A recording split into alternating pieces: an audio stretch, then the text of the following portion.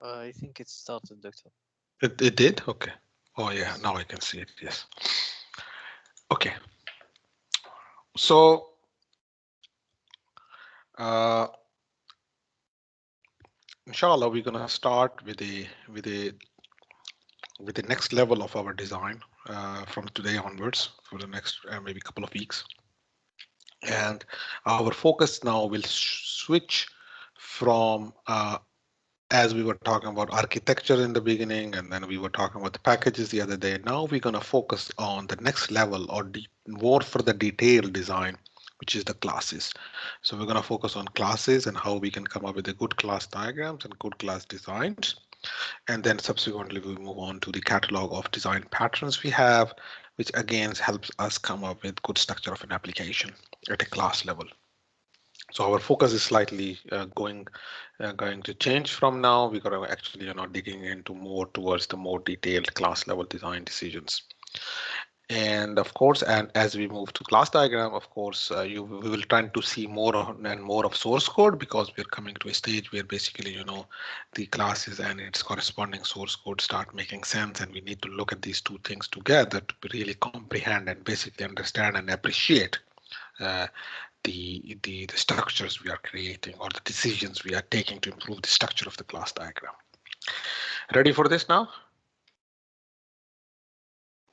Yes, inshallah. Inshallah. Now, just to give us a hands up, we will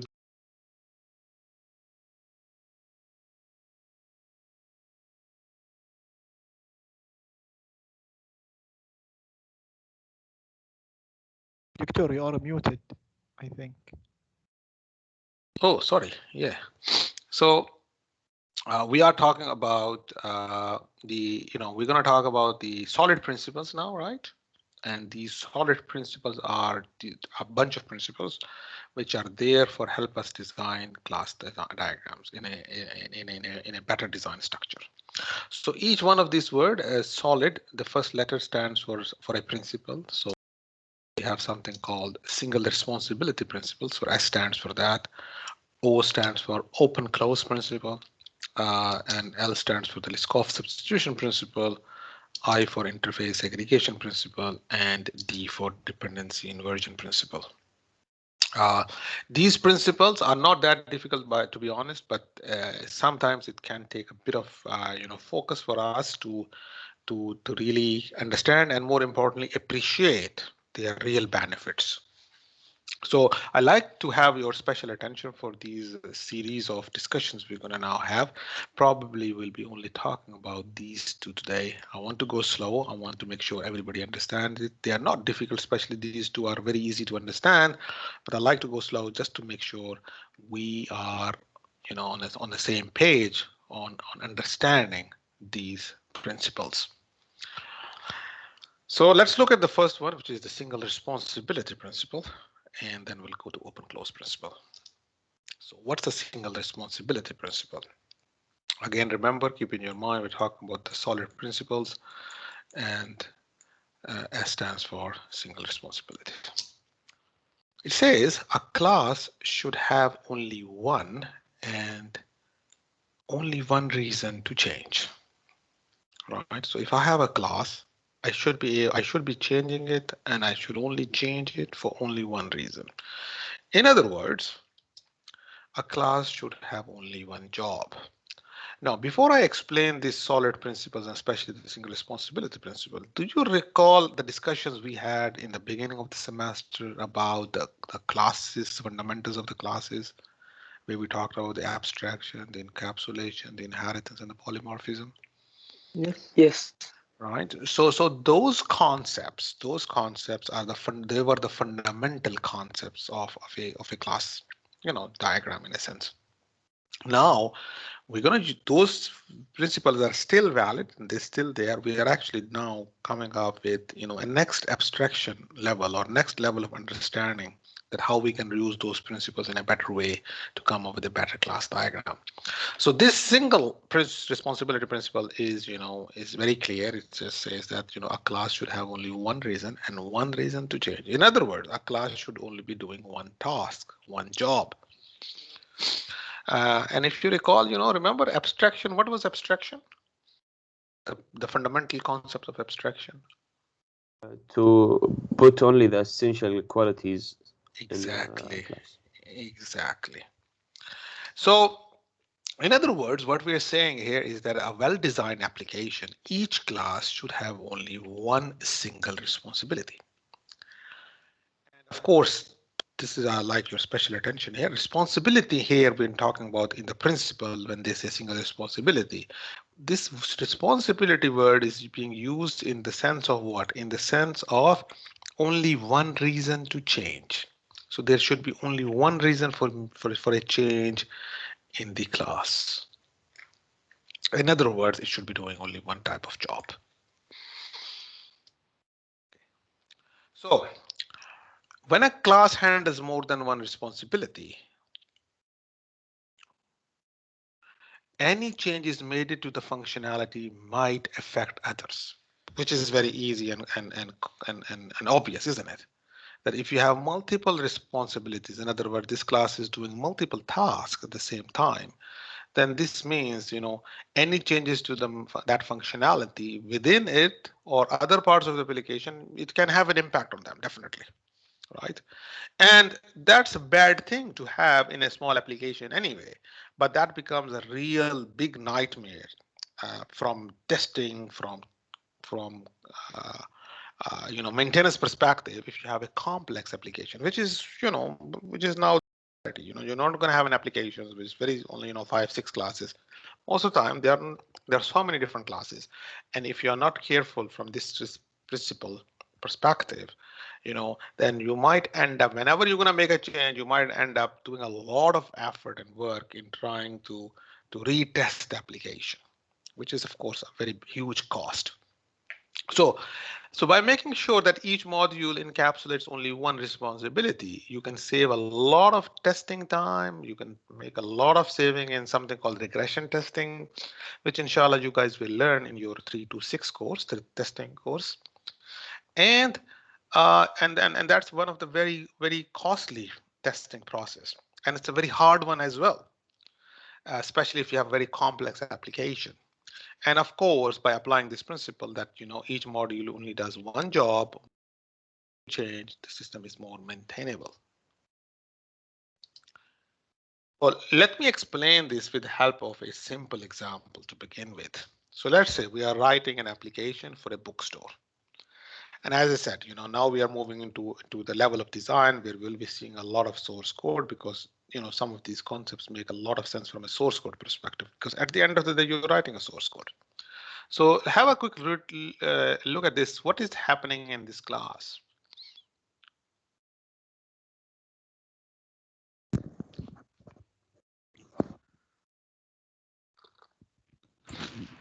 Doctor, Yes, go ahead, please. I think the method search book may not be appropriate to be in this class. Interesting observation. Why? Because this class represents a blueprint for a single book. Yes. So why does the single book have to have an interaction with multiple? Yes, exactly. So are we violating the single responsibility principle? Yes, of course. Yes.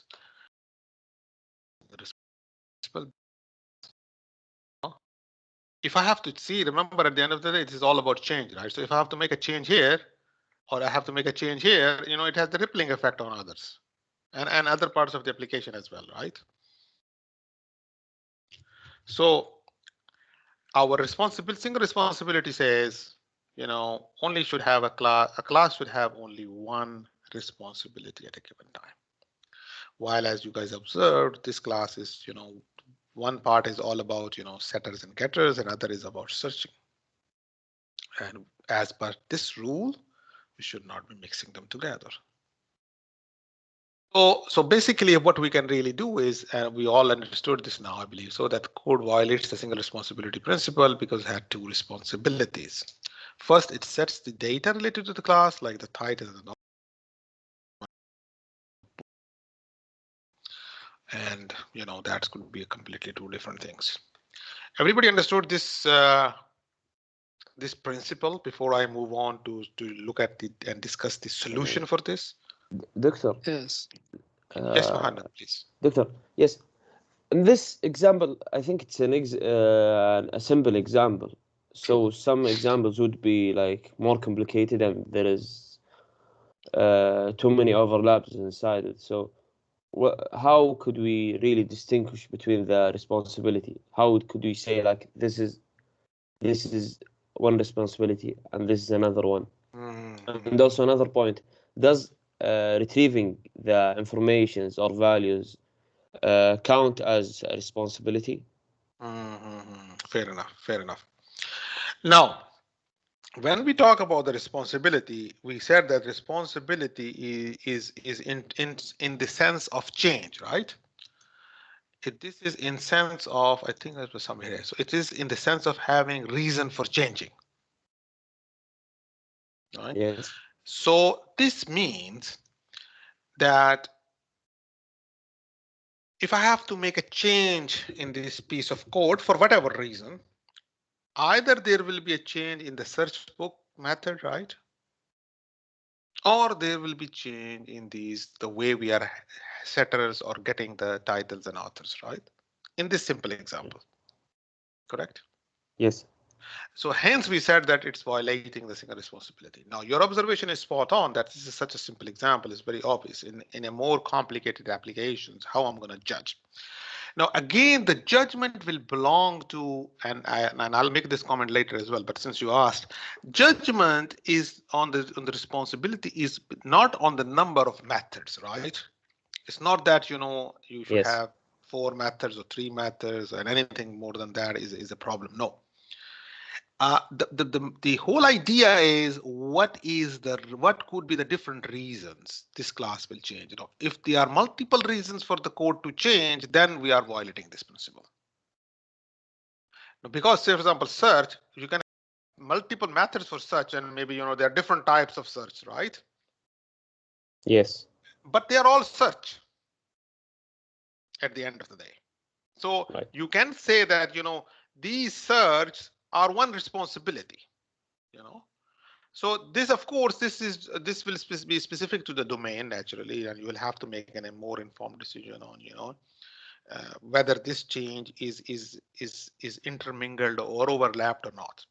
And this is the whole idea of this whole principle, that if we are not careful with this, and if these methods are not segregated or decoupled into different classes, then from the situation where we'll have changes, and it will have unexplainable, or will not be sure about the effects of this, you might end up doing a lot of testing for your applications during the maintenance phase. And this is precisely what we're trying to avoid here. Yes. So there is no magic number there as such, right? But it will all depend on the context of the application of the class.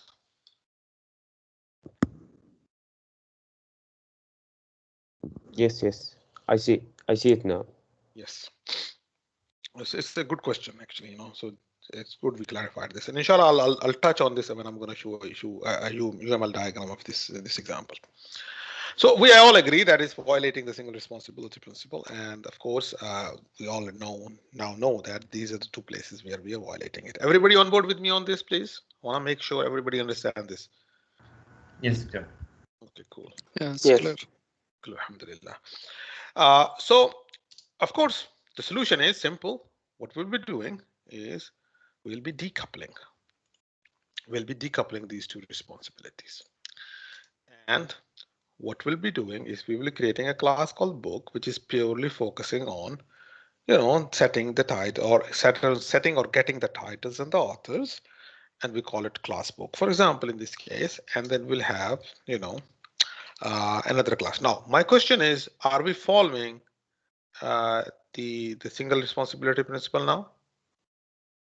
Yes. So now see, despite I have how many? 4 different methods, but all 4 methods are actually setters and getters, right? So they are all about this object, manipulation of this object, right? Hence, I'm following the single responsibility now. And for the other one, for the search one, I have a class called inventory view, and this will, help me go and search the books in the list or the inventory of our books. Now, what exactly I'm doing here? And why? I think to hide information, maybe. I don't know.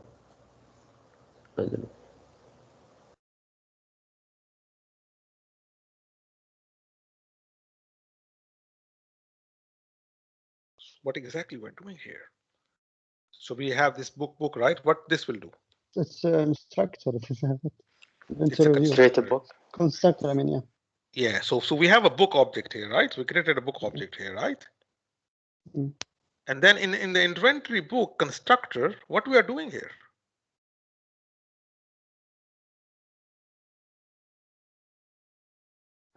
Are we searching inside a book? Yes. So we are not searching what books. Yes. We're searching inside the book. So here we are choosing which book you want to search. Exactly. In. Exactly. Right. Now, but overall, is this clear now that what we have done? We have decoupled these 2 classes, right? These 2 methods, right? Because they were overlapping from a responsibility reason, so we decoupled them and we created 2 different classes. And if you notice here, this was the first class, and this is the refactored one. Now, of course, one can argue with me and say, this was working fine. Why we need to do this? I am adding a new class. I'm making life more complicated for myself. I'm writing more piece of code. I may have impact on my performance as well, right? What do you think? In the beginning, I was saying the same thing, but when Yes. I work on a real project and I see the complex there, I know. Yeah, it's complex when you work on like simple project and you do these kind of things, you see it as a complex. But when you go and you work on a real project, you'll see the benefits. Exactly, because in a smaller application, because as we said in the beginning, when we are applying these principles, it doesn't mean that our original design was wrong or the system will not work. It will work, but it will be nightmare from a maintenance perspective or changes.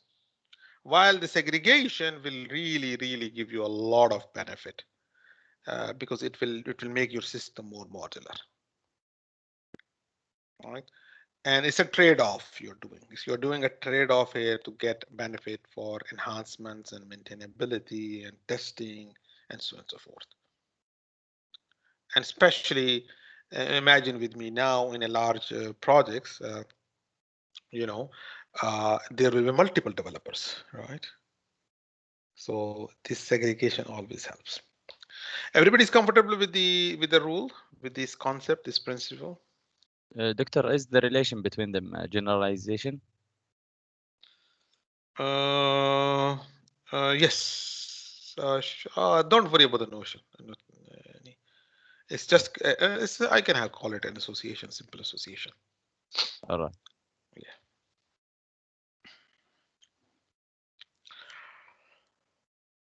Cool, right? Yes, Yes. it's clear. Joe, Yes, please. Yes. Go ahead, please. for the inventory view, why did we make this class as a child class?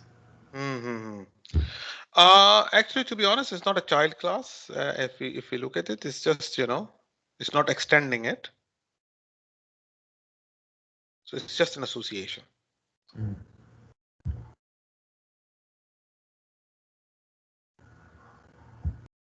Everybody's comfortable with this?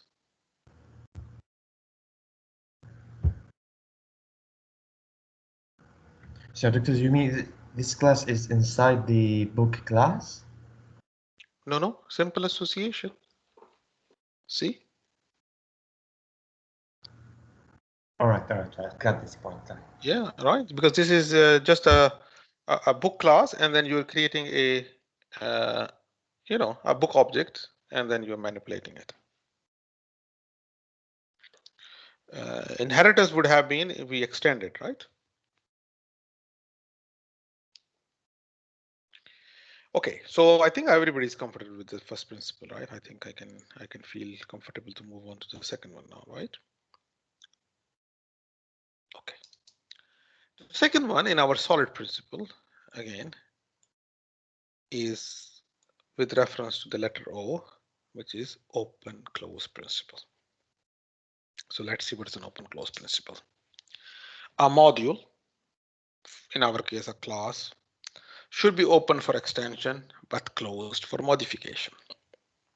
So what I really mean by this is that once you are writing an object-oriented code, you should be able to extend your existing code using the features like inheritance or subclasses or interfaces. So you are open for extension.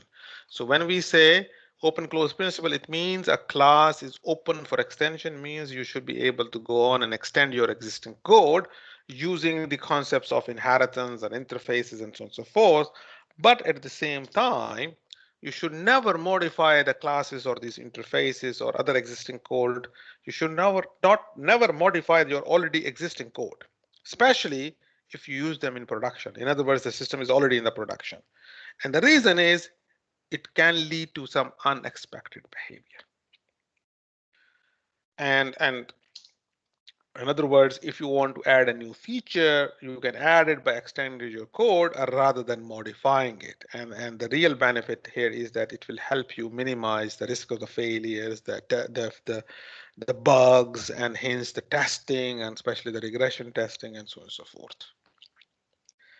What do you take of this concept? Is it making sense? Of course, we'll look at an example, but is it making sense what exactly I'm saying here? Yes, but how could a class cannot be extended? It's open for extension, means it's open for adding new functionalities, all right?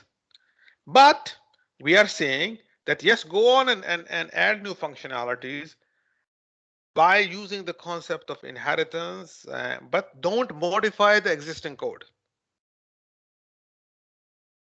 I meant that the classes, as far as I know, it's always open for extension. Like I always can extend it. I don't know. Yes, you can always extend it, definitely. The principle is telling us do it. Okay. All right. Yeah, okay, I get it. Yeah. Yes, go ahead, please. Yes, doctor. But I think it's too hard to not modify the classes. Okay. Let me explain it. Now. Here, the point here is that to the best of our abilities, we should follow the open close principle, which means that once I have, and especially it is true once you already have a piece of code which is stable now, right? So if you have a stable piece of code, and let's take this example of production, that system is already into production, so system is already running. Now I want to add new functionality into the code, right, into my application. So if the principle says yes, you should be able to go on and add new functionalities into your code, but don't go and change your existing code. Don't go and change your existing code. Rather, so they say never modify your existing code. Rather, use this concept of extension, inheritance, or interfaces or something similar to go and add this new functionality. But doctor, if every time you want to add a new feature for the same class, we would end up with many subclasses. If you follow the principle, I mean. So any inherited class wouldn't be modified. You need to make another inherited class and so on. Now, as I said, these principles they need to be applied with the understanding that at a certain stage, definitely you will be refactoring your whole structure to make sure that you are, uh, you're not really, going over in a case where you have hundreds of inherited classes all of a sudden, which are becoming a nightmare to maintain themselves as well. But let me explain you with a help of an example, and then you will be able to realize that what exactly the benefit I'm talking about here, right? Okay. So basically, let's take the same example, the one we were talking about, the store, right? And it says that, we had a book and we were able to search it, and then the same store, they decided that they have a set of cookbooks, right? And they want to give them on a discount price during the holiday season. So I, being your designer, I went on and did this, right? I said, okay, you want to discount a new functionality added into your system? No problems. I'll create a cash discount class, and I'll give you 30%, or I'll implement the functionality here, and I'll create a class called discount manager where I'll process this book discount. This is what I did. Now, first of all, am I following the open close principle? The single responsibility principle? Yes. How? So the first class has only to bring the data, such as the string discount. And the other one would, I think, manage to put it in the system. In the system, on the database, or Yes. update it, Yes. or do the Yes. right. So basically, and one can again argue with me, and they can say, oh well, process book discount should be here as well, right? It could be here, right? Right. Yeah. So in a simple example, it will look overkill, but in a larger application, especially when you're going to look at an extension perspective, we will very shortly see that what is the real benefit here. So first of all, I did, as based on the request coming from the company, I went on and I created, a set of classes to help them have this new functionality they're asking for, which is, cookbooks have discounts. And because I'm aware of the single responsibility principle, I created 2 classes so that I satisfy the single responsibility. And then next, what happened? Next, what happened here is that, let's say we implemented this, it worked fine, we sent it into production, and later on they realized, the company, it's again a very realistic scenario, the things change. They realized that, oh well, the cookbook discount was very successful and we made a lot of money out of it. So they said, okay, why not we, for different, biography books, we give them 50% discount on that subject's birthday. Like, for example, there's an Obama's book. So Obama's book, for example, or Clinton's book, whenever there is Obama's birthday, we will sell this book on 50% discount, right?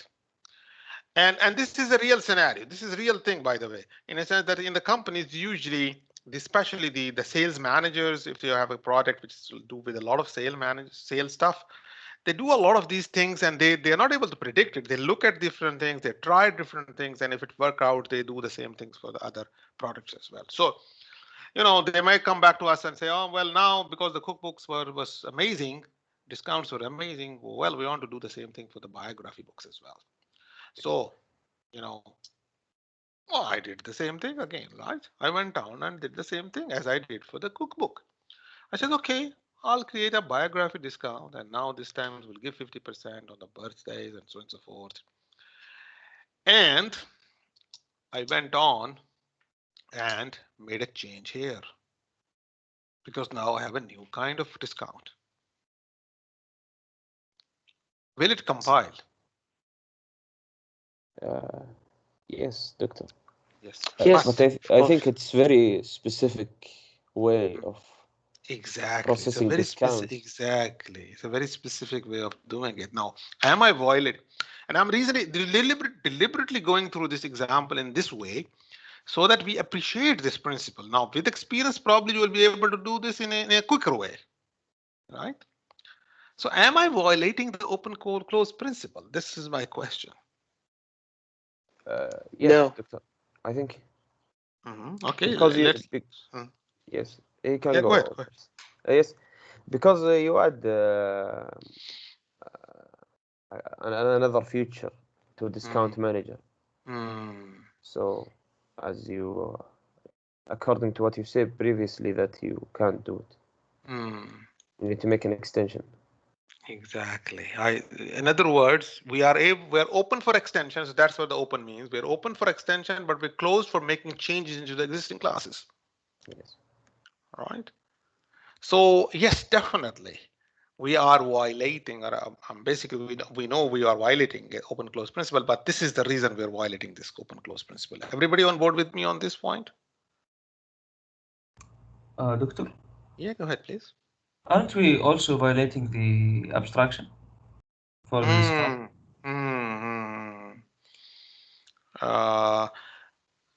Shouldn't we make them a discount abstract class and then have a biography subclass and a cookbook subclass, cookbook True. discount subclass, and then have the abstract method get discount implemented in both children?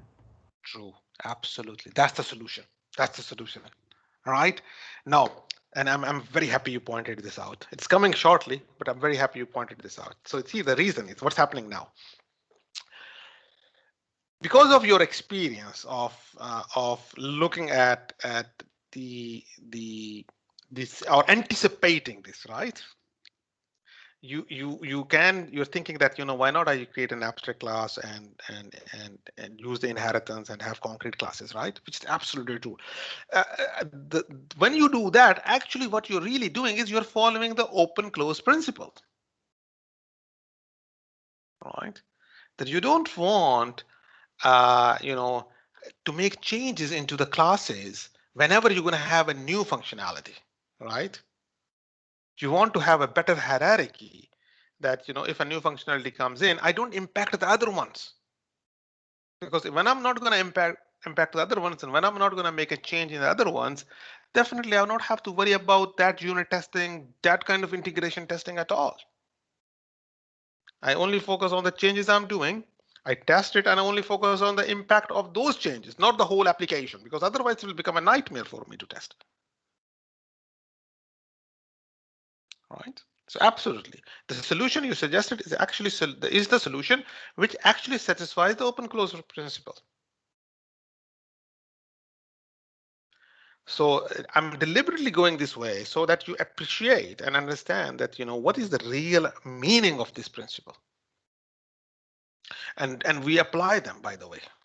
We apply them subconsciously because we have been taught that this is a better way of doing it. But why it is better? I'm telling you today, it's better because of open close principle.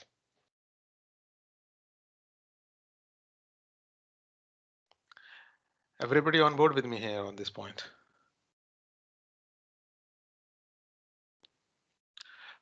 Before we really go into the solution itself, are we comfortable that what is the meaning of open close principle? Yes. And why we are violating in this example now? Yes. So that's what I want you to know at the moment, definitely. I'm pretty sure all of you guys know the solution, as Abdullah mentioned, right? And that's your second nature now. But I want you guys to know now why we do that. Okay, so as I said, the code works perfectly fine. There's nothing wrong in the code, but we are now adding new vulnerabilities to the application. And this is where we are more focused on. This is how we want to make our design better design. And these potential vulnerabilities are, when we don't know when the new additions would interact with other parts of the code, that depends on the discount manager class. The moment I'm gonna come here and I'm gonna add a new one, all the other classes who are using this discount manager, we don't know this change will introduce a bug there. It will stop them working. We don't know, what the other classes have been, how the other classes have been written, and were they hard coded or not, and so on and so forth, right? So we are, potentially worrying about this unforeseeable problems we may have. So of course, in a real application, in larger application, that could even mean that we need to test and redeploy the entire app. And retesting of what we call regression testing an application is really a huge challenge. Because here we're talking about maybe end up thinking what hundreds and hundreds of test cases here. And of course, you guys haven't taken the 326 yet, but inshallah, when you're going to take the 326 in the next semester, you will see that, when it comes to testing, we cannot just test one part of application from one aspect and say, khalas, alhamdulillah, it's done, ship it out. No, we have to really make sure that, because of these changes, the rippling effect of it, we test all different parts. And if we are not careful about these solid principles, and so far we know only two, our life in the maintenance field will be nightmare. So that's why we call them good design principles. That's what we want them to use them. So what we can do, how much time you guys have? We have 10 minutes, inshallah, so we'll be able to do this. So what we can really do is we can add an extra layer of abstraction that represents all types of discounts, as one of our classmates just mentioned. So let's create a new interface, or abstract class doesn't matter. So we can create a new interface called book discount that the book discount and the biography discount class will implement. We can create an interface here called book discount, get book discount. Now what will happen now? What's the benefit of this?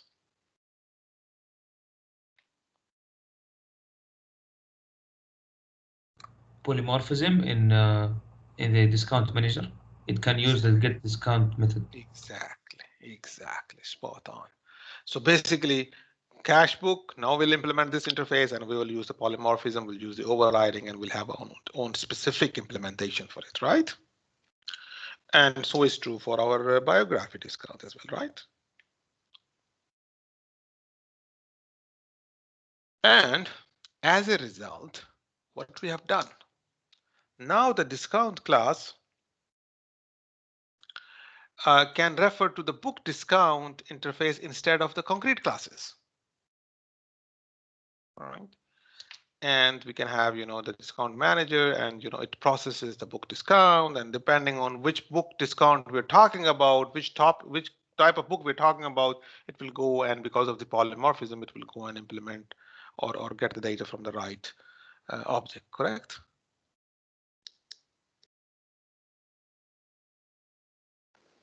Correct. And see, these solutions, you guys, because of your experience and because you have been taught about them from your even ICS 102 days or 201 days, and then you have seen this, even in your 205, maybe introduction to classes and all of this stuff, when we talk about these things, we encourage you to use interfaces and abstract classes. Now, but the reason for that is because you are following the open close principles. And you're opening yourself for extensions, but you're closing yourself for modifications for the existing piece of codes. Do we now follow the open close principle?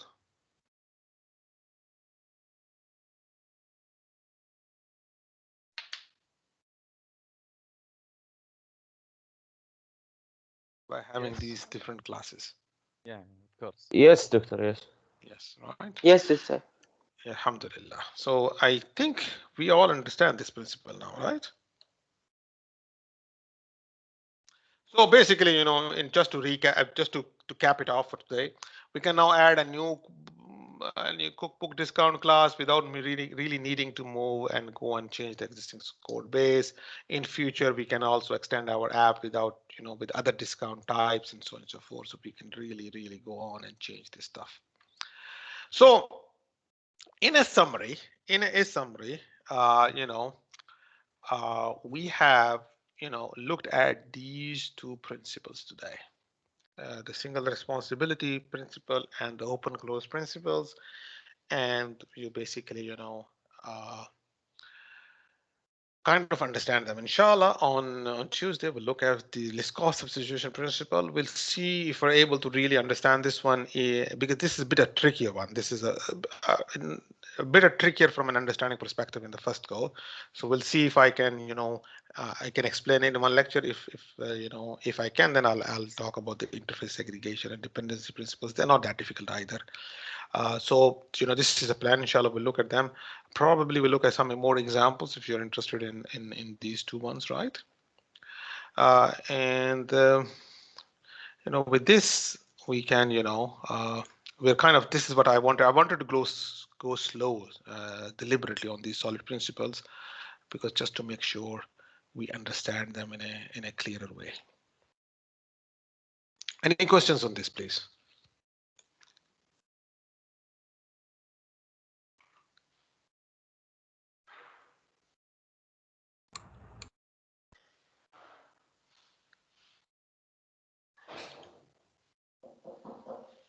All good, guys? Yes. Yeah, I think. Yes. Thanks. Okay. Now, if I show you another one, for example, let me use. Maybe I can use the paint here.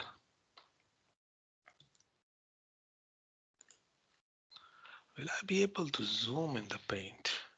That's another one. Yeah, I think so. I can. Okay.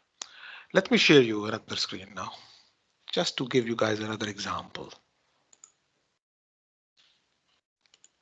Are you able to see the piece of code here? A bit blur, but probably readable still. Yes. Now, are we violating the single responsibility principle here? Yes. How? Or why? One method lists the vehicles Yes. in the class, and the other calculate all the values. So calculations and listing is different to responsibilities. Exactly. So it's two different responsibilities. All right.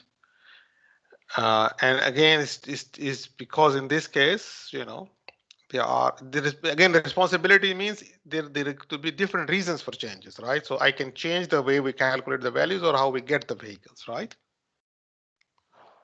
Now, can I zoom out?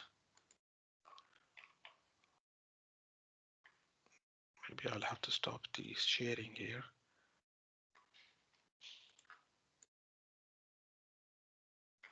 Doctor? Yes, please go ahead. Where is the calculate total value is suggested to be? The solution, huh? Yes. The solution of the problem. The solution of the problem is, sorry, I just, again, yeah, maybe how I can zoom out. Okay, the solution of the problem is basically I will create two different classes. I'll decouple them, right?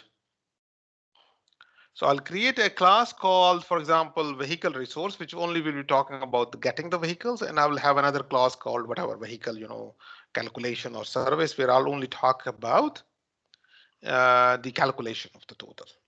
So that's the solution. So whenever you're going to see a class, as I showed the previous example, whenever you're going to see a class which is doing more than one responsibility, all you have to do is decouple them. Is that clear? The solution of the single responsibility is clear? Yes, yes. Yeah, so basically decouple them all the time, okay? Are you able to see this screen? No, the screen is closed. Okay, let me. Now? Yes, we can see it. Okay. Now, have a look at this one. Tell me if it is violating the, will it violate the open close principle or not? I think it is. How? Because here there is a motorbike. I didn't think it's belong to a vehicle.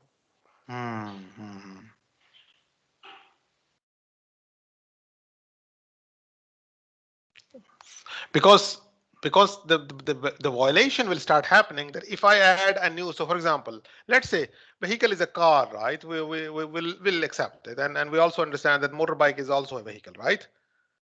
So if I add a truck, what will need to be done then? In this case, you have to add another else. Yes, in this case, I'll have to come and add another else. And the moment I'm going to add another else here, what will happen? I'm violating the open close principle, right? Right. And why? Because you're modifying the class. Exactly. You're modifying the existing class. Jazakumullah khair. That's it. That's it. Of course, the solution is what? Put the extra value in the children of vehicles. Exactly. So create a hierarchy of them, right? Via the help of an interface or abstract class or whatever, right? So I think we are done here. Alhamdulillah, I think you guys are very comfortable with these simple two concepts. We'll look at the risk of substitution principle, inshallah ta'ala, on Tuesday. Let me stop the recording and take the attendance.